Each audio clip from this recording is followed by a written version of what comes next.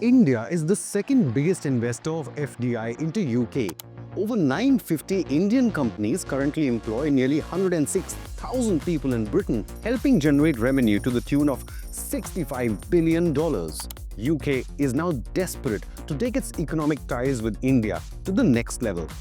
Indian Prime Minister Narendra Modi's meeting with British Prime Minister Keir Starmer on the sidelines of the G20 summit in Rio has led to a major development.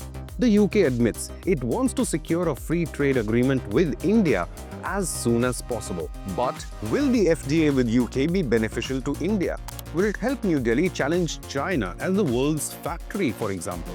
The UK's reason to pursue a trade deal with India is quite evident.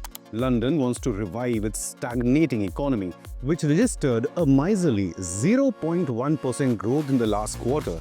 I'm not kidding you, it is 0.1%. At the same time, India is the world's fastest growing large economy with a GDP growth rate of 7.6%.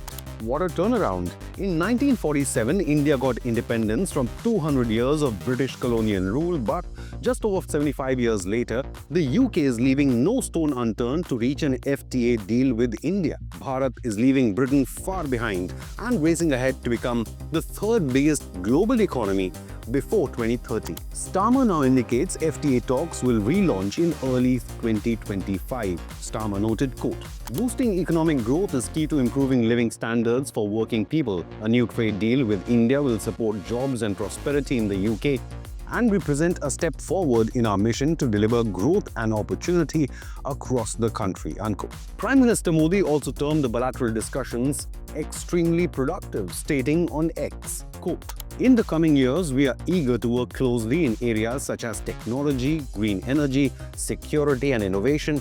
We also want to add strength to trade as well as cultural linkages," unquote. There are more than 118 Indian FDI-funded projects in Britain.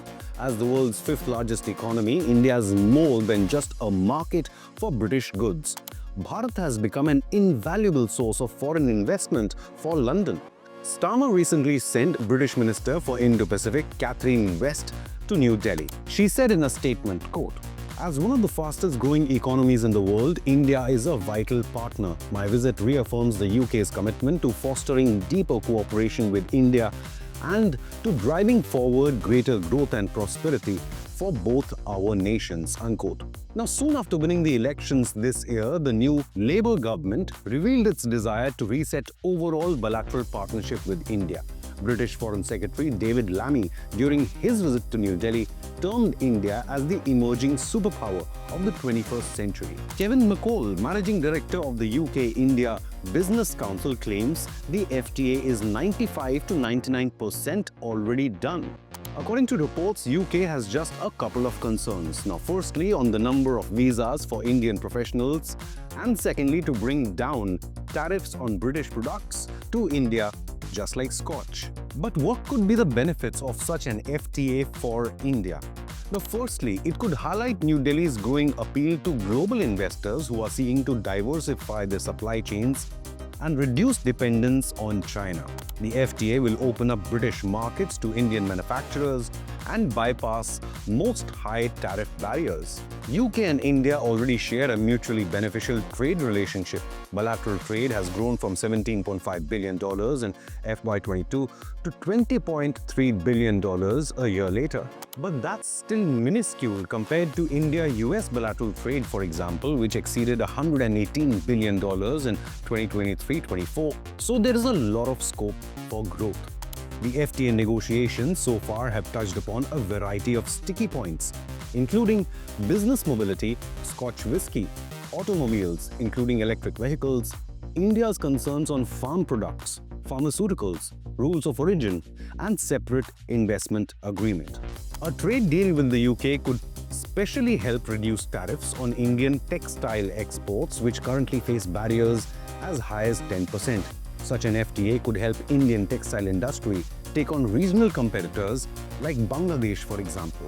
In order to counter China as the world's factory, experts believe India must secure a free trade agreement not just with the UK, but the European Union as well. The EU and China are in the midst of an uneasy trade standoff. Meanwhile, Donald Trump has proposed to impose tariffs as high as 40% on Chinese products due to CCP's opaque trade practices. India is well positioned to capitalize on this opportunity. Moreover, nearly 50% of global trade and over 40% of global oil trade passes through the Indian Ocean region. Still, India's role in the global supply chain remains massively underutilized.